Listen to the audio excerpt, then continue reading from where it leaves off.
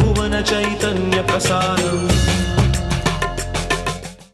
నమస్కారం, మన ధర్మం కార్యక్రమానికి స్వాగతం. ఇవాళ మన ధర్మము కార్యక్రమంలో మన ధర్మ సందేహాలను నివృత్తి చేసేందుకు మనతో పాటు ఉన్నారు ప్రముఖ ఆధ్యాత్మికవేత్త, ధర్మశాస్త్ర నిపుణులు, మనందరికీ సుపరిచితులైనటువంటి బ్రహ్మశ్రీ డాక్టర్ కాకునూరి సూర్యనారాయణమూర్తి గారు. గురుగారు నమస్కారం. నమస్కారం అమ్మాయి. గురుగారు, శివ సంబంధిత శతకాల్లో శ్రీకాళహస్తీశ్వర శతకానికి ఎంతో ప్రశస్తి ఉంది. దూర్జటి రాసినటువంటి ఈ శతక వైభవాన్ని ఎలా విశ్లేషించుకోవాలి? దూర్జటి అష్టదిగ్గజాలలో ఒకడు అని మన విశ్వాసం. ఈ అష్టదిగ్గజాలందరూ కూడా ఒకే కాలంలోని వారా అంటే అందులో అయ్యలరాజు రామభద్రుడు, అలాగే పింగళి సూరన ఇలాంటి వారి కాలాల విషయాలలో వెనుక ముందులు మనం గమనిస్తున్నాం. రామరాజభూషణుడు, అల్లసాని పెద్దన, తెనాలి రామకృష్ణ కవి, దూర్జటి, ఈ విధంగా ఉండే ఇంతమందిలో అందరూ వైష్ణవ ధర్మాన్ని అనుసరించిన వారే. దూర్జటి మట్టుకు శైవ సంబంధంగా ఉండేటటువంటి రచనలను మనకు అందించి ఉన్నారు. కృష్ణదేవరాయల వారు కూడా స్వయంగా పండితుడై ఆముక్తమాల్యద గ్రంథాన్ని విష్ణుచిత్తీయం అనే పేరిట వైష్ణవ ధర్మానికి సంబంధించినదిగా విశేషమైన కథనాలతో మనకు అందించి ఉన్నారు. ఈ నేపథ్యంలో కాళహస్తీశ్వర శతకం, శివుడిని కీర్తించే ఈ శతకంలో అధిక భాగం వేదాంత ధోరణితో కూడుకున్న వాక్యాల పరంపర ఉంది. అలాగే వ్యాజస్తుతి, నిందాస్తుతి అనేటటువంటి సముదాయం కూడా మనం గమనించవచ్చు. రాజుల్ మత్తులు వారి సేవ నరక ప్రాయంబు వారిచ్చు అంభోజాక్షి చతురంగయాన దుర్గే భూషాదుల ఆత్మవ్యథా బీజముల్ మదిలో వీరినపేక్ష చేసి. ఈ ధనం ఇవేవి శాశ్వతం కావు. వీటిని మనసులో నిలుపుకొని ఈ లోకంలో ఉండే వాళ్ళంతా ఎలా ప్రవర్తిస్తున్నారంటే, దినంబుల్ వృధపుర్తురు అజ్ఞులు అకట శ్రీకాళహస్తీశ్వర. ఇలాంటి వేదాంత సంచయం మనం సముదాయంతో కూడుకున్న శబ్ద అర్థ ధ్వనులను ఈ శతకంలో మనం గమనించవచ్చు. కృష్ణరాయల వారు ఎంత వైష్ణవ ధర్మావలంబిగా మనకు కనిపించినప్పటికీ అన్ని మతాలను సమానంగా ఆదరించిన ఆనాటి భువన విజయ కాలంలో, స్వర్ణోత్సవ యుగ కాలంలో దూర్జటి పాత్ర ప్రత్యేకం. నమ్మిన సిద్ధాంతానికి తగినట్లుగా ధూమ్ సరితేతి అనేటటువంటి కథలను అనేకం వికట కవి కథల్లో కూడా మనం చెబుతూ ఉంటాం. అలాంటి దూర్జటి అందించిన ఈ శతకాన్ని పూర్వకాలంలో చిన్నారి బాలబాలికలు బాల్యంలో అభ్యసనం చేసేటటువంటి వారు. మొట్టమొదటగా కృష్ణ శతకం, తదుపరి సుమతీ శతకము, అది కాగానే దాశరథి శతకము, నాలుగవదిగా కాళహస్తీశ్వర శతకము. ఈ 4 శతకాలు చదివిన అనంతరం ఇంకా చదివే స్థాయి ఉన్నప్పుడు 5వదిగా దుష్ట సంహార నరసింహ దురిత దూర నరసింహ శతకం. ఈ 5 శతకాలు చదివితే 500 పద్యాలు చేతిలో ఉన్నవి అంటే అతడు గొప్ప పండితుడిగా ఆనాటి కాలంలో కీర్తిని ప్రశస్తిని పొందేటటువంటి వారు. ఈ క్రమంలో మళ్ళీ ఈ శతకాలను అధ్యయనం చేయవలసిన అవసరం ఎంతైనా ఉంది. కాళహస్తీశ్వర మహాత్మ్యము, కాశీఖండము, భీమఖండము ఇలాంటి గ్రంథాలను ఎన్నింటినూ అందించిన శ్రీనాథ మహాకవికి కూడా రానటువంటి గుర్తింపు ఒక్క కాళహస్తీశ్వర శతకం ద్వారా దూర్జటి మహాకవి పొంది ఉన్నాడు. కనుక కృష్ణ నిజముగా కృష్ణ అనేటటువంటి శతకంతో ఆరంభం చేస్తూ సుమతి అని చెబుతూ క్రమేణా కాళహస్తీశ్వర నరసింహ అంటూ పూర్తి చేయాలి. ఇంకా వేదాంతం, లౌకిక జ్ఞానం, లోక జ్ఞానం పెంచుకోవడం కోసం వేమన్న శతకాన్ని అధ్యయనం చేయాలి. 100 పద్యాలకు అతీతంగా 3000 వరకు ఉండేటటువంటి పద్యాలతో ఉండే వేమన్న శతకం అతి సముద్రంగా మనం భావన చేసినట్లయితే నదుల వలె కాళహస్తీశ్వర శతకాన్ని, కృష్ణ శతకాన్ని ప్రాచీనులు గుర్తించేటటువంటి వారు. వైష్ణవం వ్యాపించిన నేపథ్యంలో శివ సంబంధమైన జ్ఞానాన్ని, వేదాంతపరమైన జ్ఞానాన్ని మనకు అందించిన మహాకవి దూర్జటి. ఆ గ్రంథం కాళహస్తీశ్వర శతకం. గురువుగారు, తోడు నీడ అని అంటూ ఉంటారు కదా, మనం పుట్టినప్పుడు గిట్టిన తర్వాత ఎవరు మనకి తోడు రారు. ఈ మధ్య కాలంలో అసలైన తోడు నీడగా ఉండేది ఎవరు? ఈ కాలపు మహాకవి డాక్టర్ సి నారాయణ రెడ్డి గారు ఒక వాక్యం చెబుతారు. నిజంగా నీ వెంట వచ్చేదే నీ కీర్తి అనే ఆలోచనలతో నిక్కమైన కీర్తి నీ నీడ అనేటట్లుగా ఒక వాక్యాన్ని వారు ప్రయోగించి ఉన్నారు. మనం చేసే పనుల ద్వారా మనకు వచ్చేటటువంటి కీర్తి లేక అపకీర్తి ఇది నీ వెంట వచ్చేది అంటారు. పుట్టిన వెంటనే మనకు మన వెంట మనదే ఒక నీడ ఏర్పడుతుంది. పోయిన కాలం గడిచే కొలది పోయే కాలం వచ్చే కొలది మన నీడ మనకు కనిపించడం మానేస్తుంది. మన నీడ మన పాదాల కిందికి చేరుతుంది. అలాంటి ఆ సమయం మనం పరమాత్మకు సంబంధించిన ఆలోచనలతో నింపవలసిన కాలం సమయం. నిజంగా మన వెంట వచ్చే తోడు నీడ ఎవరు అంటే భౌతికార్థం వేదాంతం, వేదాంతార్థం, అలాగే ఇంకా విశేషంగా వైదికపరమైన సనాతన ధర్మార్థాలు ఇవి కాకుండా పూర్తిగా లౌకికంగా అన్న విషయం గమనిస్తే భార్యాభర్త సంబంధం ఇది నిజమైన తోడు నీడ. అమ్మా నాన్నలు ఒక వయసు వచ్చే వరకు ఉంటారు. పిల్లలు కని పెంచి పెద్ద చేసిన తర్వాత వారి వారి ఆలోచనలతో వారి వారి జీవిత భాగస్వామ్య సహచరులతో వారి జీవితాన్ని వాడు ప్రారంభిస్తారు. ఇక నీ వెంట మిగిలింది ఎవరు అంటే నీ జీవిత భాగస్వామ్యం. ఆంగ్లంలో కంపానియన్షిప్ అంటారు. కనుక తోడు నీడ అంటే ఒకరికి ఒకరిగా ఉండేటటువంటి అర్ధనారీశ్వర తత్వం. ఇల్లాలు ముందుగా ఈ లోకాన్ని విడిచిపెట్టి వెళ్ళిపోతే ఆ భర్త ఇల్లాలి ఆలోచనలతో కాలం గడపాలి, కానీ మళ్ళీ ఇంకో ఇల్లాలు అనే ఆలోచన చేయకూడదు. అలాగే ఇల్లాలు కూడా భర్త వెళ్ళిపోతే ఆ ఆలోచనలతోటే ఉండాలి, కానీ మరొక తోడు నీడ వెతకకూడదు అనేది పూర్వపు సంప్రదాయం. ఆర్ష విజ్ఞానం, వేదాంత సర్వస్వం, సనాతన ధర్మం బోధించిన జ్ఞానం. భౌతికమైన అవసరాలతో తోడు నీడ అనేటటువంటి పదాలని నేటి కాలంలో కొత్త అర్థాలతో కొత్త ధర్మంతో లోకం వ్యాపింపజేస్తున్నది. కనుక వ్యక్తి తనపైన తనకు నమ్మకంతో విశ్వాసంతో ఉంటే భౌతికమైన ఏ తోడు నీడ అవసరం లేదు. ఆత్మబుద్ధి సుఖంచైవ గురుబుద్ధిర్ విశేషత పరబుద్ధిర్ వినాశాయ. ఇది మనకు నీతి శాస్త్రం బోధించేటటువంటి ధర్మం. నీ వెంట వచ్చే నీ తోడు నీడ నిజంగా చెప్పాలి అంటే నీ మనస్సు మాత్రమే. నీ మనస్సు నీకు తోడు, నీకు నీడ. ఒంటరితనంగా ఉండడం, ఏకాంతంగా ఉండడం అనే రెండు పదాలను ఈ సందర్భంగా మనం జ్ఞాపకం చేసుకుంటే, ఒంటరితనంగా ఉన్నాం, తోడు కావాలి అనిపిస్తుంది. ఏకాంతంగా ఉన్నాం, ఆనందం లభిస్తుంది. రెండింటికి చాలా తేడా ఉంది.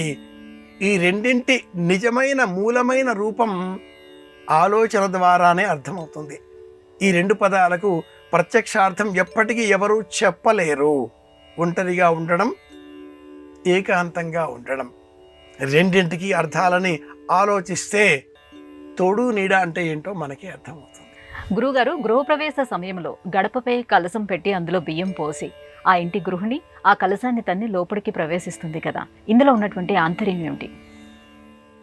ఆచారం అనేది ఇంటికి ఉండేటటువంటి ధర్మాన్ని సూచిస్తుంది. ధర్మం వ్యక్తి ధర్మం, దేశ ధర్మం, కాలధర్మం, స్థలధర్మం, యుగ ధర్మం, ఇలా పలు రూపాలలో ప్రసిద్ధం.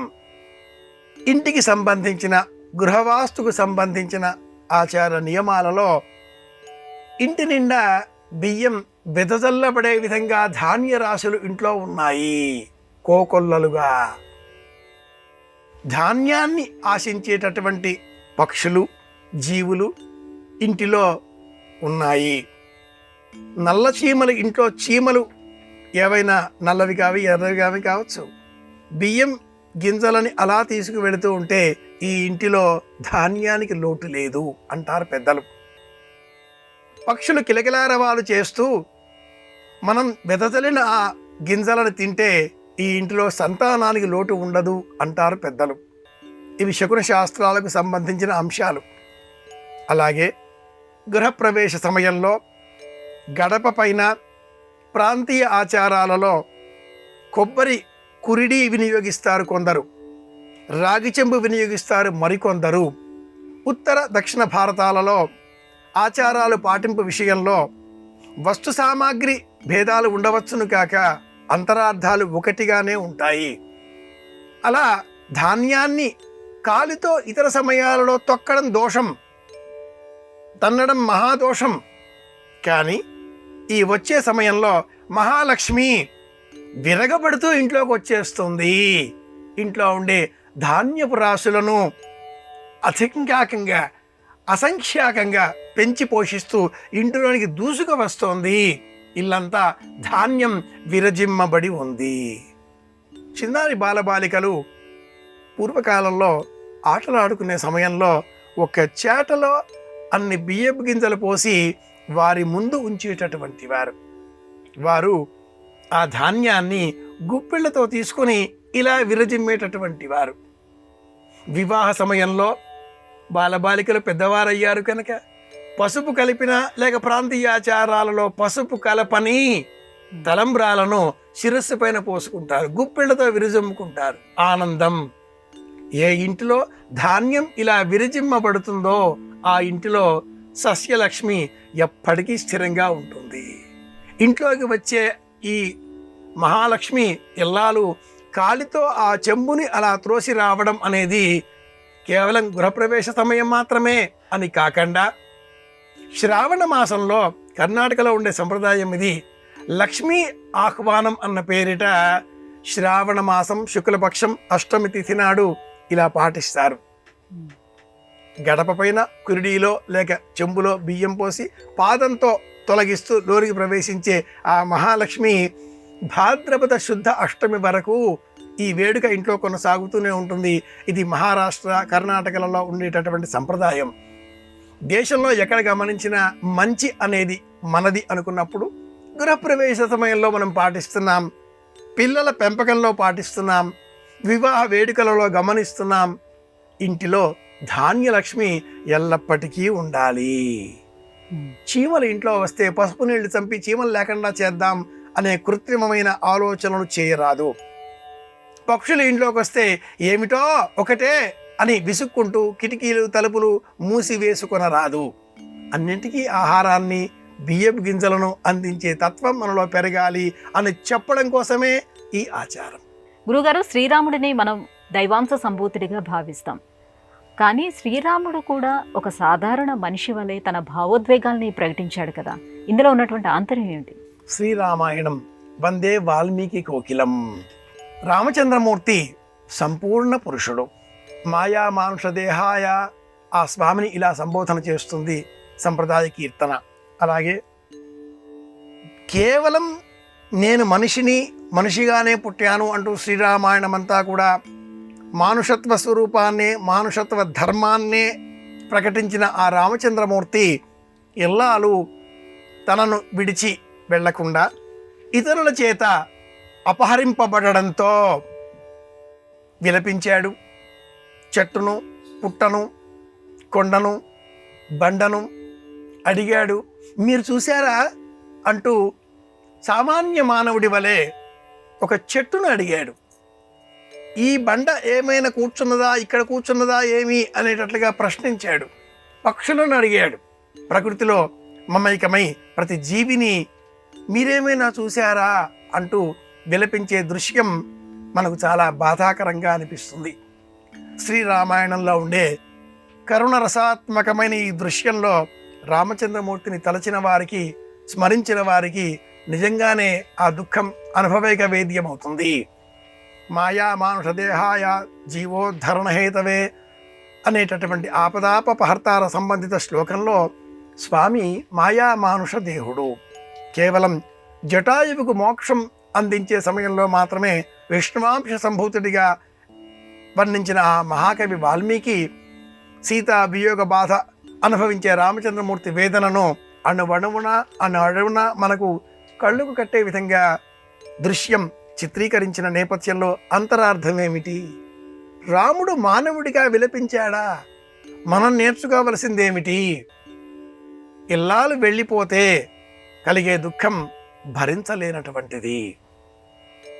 కనుక ఇల్లాలికి దుఃఖం కలిగించకుండా, ఇల్లాలికి కోపం తెప్పించకుండా, ఇల్లాలి మనసు ఎరిగి ప్రతి పురుషుడు ప్రవర్తించాలి. ఇల్లాలు ఇంటికి దీపం. ఈ జ్ఞానం కలిగి పురుషుడు ప్రవర్తించాలి. పొరపాటుగా కూడా ఎవరైనా మగవారు ఎవరికైనా క్షమించండి అనే మాట చెప్పే అవసరం వస్తే అది ఒక ఇల్లాలికి మాత్రమే సంబంధించినది అయి ఉంటుంది. ఇతరులు ఎవరికి చెప్పినా కూడా అది లౌకికమైన విషయాలకు మాత్రమే అయి ఉంటుంది. కానీ మానసికపరమైన క్లేశం కలిగిన సందర్భాలలో నిజంగా ప్రతి మగవాడు ఎవరికైనా క్షమించండి అంటూ చెప్పాలి అంటే మట్టుకు అది ఇల్లాలికి మాత్రమే. అలాంటి పరిస్థితి రాకుండా బ్రతికే నిమిత్తమై ప్రతి మనిషి రామాయణాన్ని అధ్యయనం చేయాలి అనే ఉద్దేశ్యంతో మహాకవి వాల్మీకి ఆ రామచంద్రమూర్తి పడిన వేదనను అక్షరబద్ధం చేశాడు. నీడ తోడు అన్నప్పుడు భార్యాభర్త ఇరువురు ఒక నాణానికి ఉండేటటువంటి రెండు పార్శ్వాలు, రెండు కలిసి ఉంటేనే ఆ నాణానికి విలువ. ఒక చక్రానికి సంబంధించి, ఒక బండికి సంబంధించి రెండు ఉన్నప్పుడే, రెండు చేతులు కలిస్తేనే, రెండు పెదవులు కలిస్తేనే, ఈ రకంగా అర్ధనారీశ్వర తత్వాన్ని బోధించే నిమిత్తమే రామచంద్రమూర్తి విలాపం. ఇంత విశేషంగా శ్రీరామచంద్రమూర్తి పడిన వేదనను వాల్మీకి మహర్షి సంబోధన చేసి ఆ క్రమంలో ప్రతి శబ్దంలో కూడా మనం గమనించవచ్చు. ఒక్క గరికపోచ చేత బుచ్చుకొని హీనోవా రాజ్యహీనోవా అని చెప్పే దృశ్యాన్ని జ్ఞాపకం చేసుకుంటే సీతాదేవి కూడా తన మనసులో రాముడే ఉండేటట్లుగా భావన చేసిన దృశ్యాన్ని ఎందుకు ఇంతగా వర్ణించా నాటి కాలంలో ఆ మహర్షి? నీటికి ఈ వృత్తాంతం అవసరం అని చెప్పడం కోసమే. లోకంలో విష్ణువు లక్ష్మీదేవి, శివుడు పార్వతి, బ్రహ్మ సరస్వతి, సూర్యుడు ఛాయాదేవి, చంద్రుడు రోహిణి, ఇలా 5 రకాల జంటలు మాత్రమే ఉన్నట్లుగా శాస్త్రం ప్రకటిస్తుంది. ఈ 5 రకాల జంటలలో ఏ విధమైన జంట మనమై ఉండాలి అనే నిర్ణయం చేసే నిమిత్తమే వధూవరులను ఆశీర్వదించే సమయంలో ఈ 5 జంటల పేర్లని ప్రస్తావన చేస్తుంది ఆర్ష విజ్ఞానం.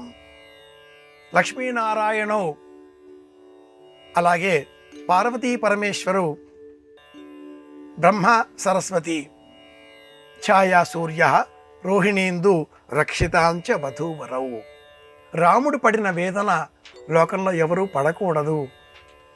ఆ అవసరం రాకుండా ఉండాలి అంటే ఇల్లాలు భర్త ఒకటిగా బతకాలి అనే సందేశం ఇవ్వడం కోసమే మహర్షి వాల్మీకి ఈ కావ్యాన్ని ఇంత కరుణాత్మకంగా మనకు అందించాడు.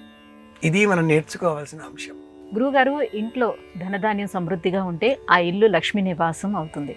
అయితే ఇంట్లో ధనం సమృద్ధిగా ఉండాలన్నా, లక్ష్మి అనుగ్రహం కలగాలన్నా ఎటువంటి నియమాలను పాటించాలి? మొదటిది, ఈశాన్య దిగ్భాగంలో కానీ ఉత్తర దిగ్భాగంలో కానీ రాగి చెంబులో నీరు పోసి అందులో కొన్ని పుష్పాలు వేసి ఉంచడం. ఎల్లప్పుడూ ఇంటిలో నీటి కొరత లేకుండా చూసుకోవడం. ఇది వాస్తుపరమైన నియమం.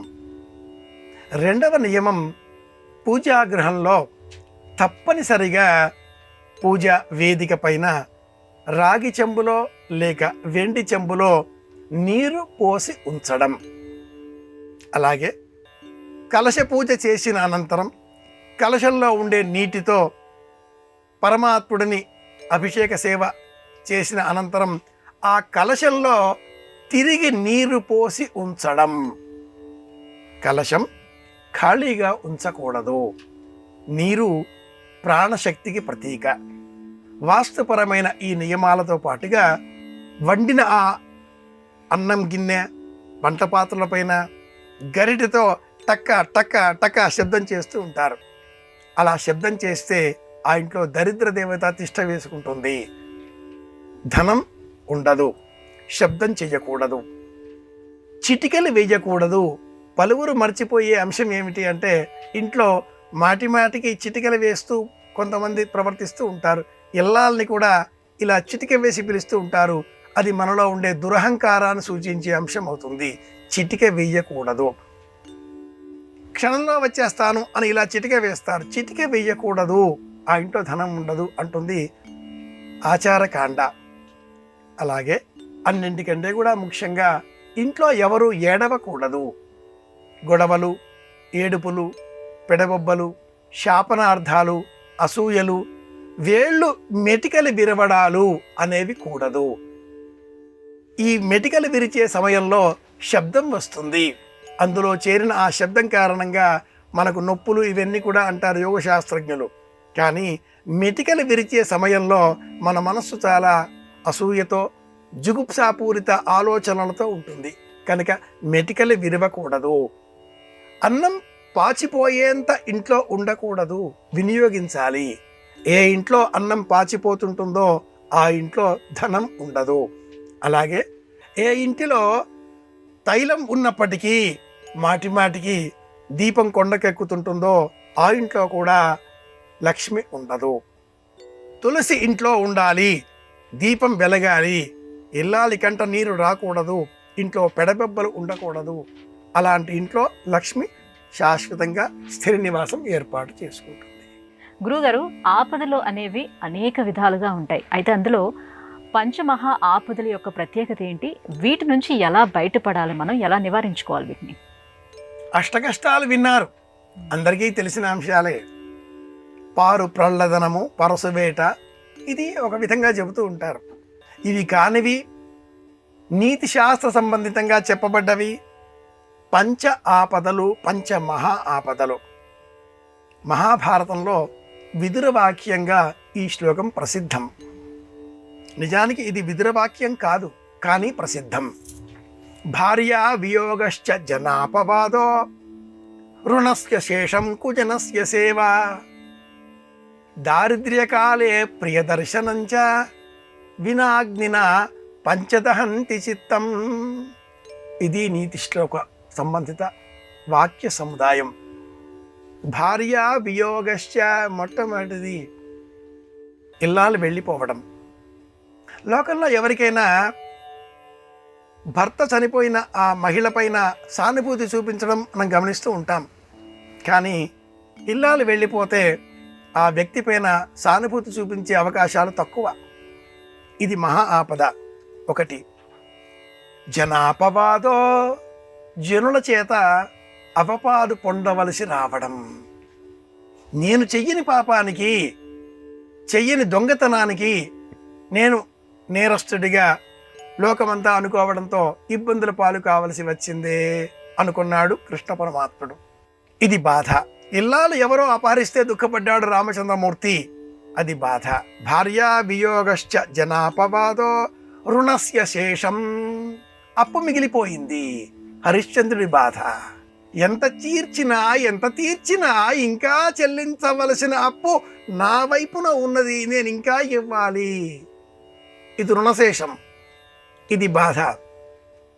కుజనస్య సేవ, నాకంటే అవివేకి అయిన అధికారి వద్ద నేను పనిచేయవలసి రావడం. నేను ఎంత చెప్పినా కూడా ఈ ధృతరాష్ట్రుడికి బుద్ధికి సహించదే. పుత్రమోహంతో, వ్యామోహంతో బంధనాశనానికి, కులనాశనానికి సిద్ధపడుతున్నాడే అంటూ విదురుడు బాధపడతాడు. కుజనస్య సేవ దారిద్ర్యకాలే ప్రియదర్శనంచ, దరిద్రం సంభవించినటువంటి క్షణంలో, అడవులలో ఉన్న సమయంలో దుర్వాసుడు సపరివారంగా భోజనం కోసం ఆశ్రయించి రావడం ధర్మరాజు పడిన వేదన. ఇంట్లో ఏమీ లేని సమయంలో బంధువులు మూకుమ్మడిగా ఇంటికి వచ్చేస్తే ఆ ఇల్లాలు పడే బాధ వర్ణనాతీతం. ఈ 5 మహా ఆపదలు అంటూ నీతి శాస్త్రం వివరిస్తుంది. భార్యా వియోగశ్చ జనాపవాదో రుణస్య శేషం కుజనస్య సేవ దారిద్ర్యకాలే ప్రియదర్శనంచ. రాముడు, కృష్ణుడు, హరిశ్చంద్రుడు, విదురుడు, ధర్మరాజు, ఇలా మహానుభావుల నామాలతో ఈ వేదన అంతా కూడా మనకు సంపూర్ణమైన వేదం, శాస్త్రం, ఇతిహాసం, పురాణం అన్నింటినీ మేళవించి ప్రాచీనులు తెలియజేసి ఉన్నారు. ఎందుకు చెప్పారు ఇలా ఈ శ్లోకాన్ని అంటే, విలువ తెలుసుకుని ప్రవర్తించండి, ఇల్లాలి విలువ తెలుసుకుని ప్రవర్తించండి, ఇది మొదటిది. అలాగే జనుల చేత అపవాదు పొందకంటే పూర్వం ఏ పని చెయ్యాలో ఏ పని చేయకూడదో తెలుసుకుని ప్రవర్తించండి. మూడవది, అనవసరంగా అప్పులు చెయ్యకండి. నాలుగవది, మీ అధికారి నీకంటే కూడా యోగ్యతగా లేనట్టుగా కనిపిస్తున్నాడు, మీరు ఉద్యోగం మార్చేయండి, మరో చోట ఉద్యోగాన్ని వెతికే ప్రయత్నం చేయండి, అక్కడే ఉండి దుఃఖపడకండి. లేదా మీరే అధికారిగా మారే విధంగా మీ నైపుణ్యాలు పెంచుకోండి. చివరిది 5వది, దరిద్రత సంభవించే బలహీన క్షణాలని రానిపకండి. వచ్చినా కూడా మీరు ఎలా ఉన్నారో అలాగే ప్రవర్తించండి. అనవసరంగా మీకు మీరు తక్కువగా చేసుకోకండి. ఈ 5 సందేశాలను ఇవ్వడం కోసమే సనాతన ధర్మం ఈ శ్లోకాన్ని మనకు తెలియజేసింది. ఇది నీతి. గురుగారు, ఇవాళ మన ధర్మం కార్యక్రమంలో మాకు వచ్చినటువంటి సందేహాలన్నీ కూడా నివృత్తి చేసినందుకు ధన్యవాదాలండి. కృష్ణార్పణం. ఇది ఇవాళ మన ధర్మం కార్యక్రమం. రేపు మన ధర్మం కార్యక్రమంలో మళ్ళీ కలుసుకుందాం. నమస్కారం. ఈ కార్యక్రమాన్ని తిరిగి చూడాలనుకుంటే www.youtube.com/@ETV Life Spiritual లో చూడవచ్చు.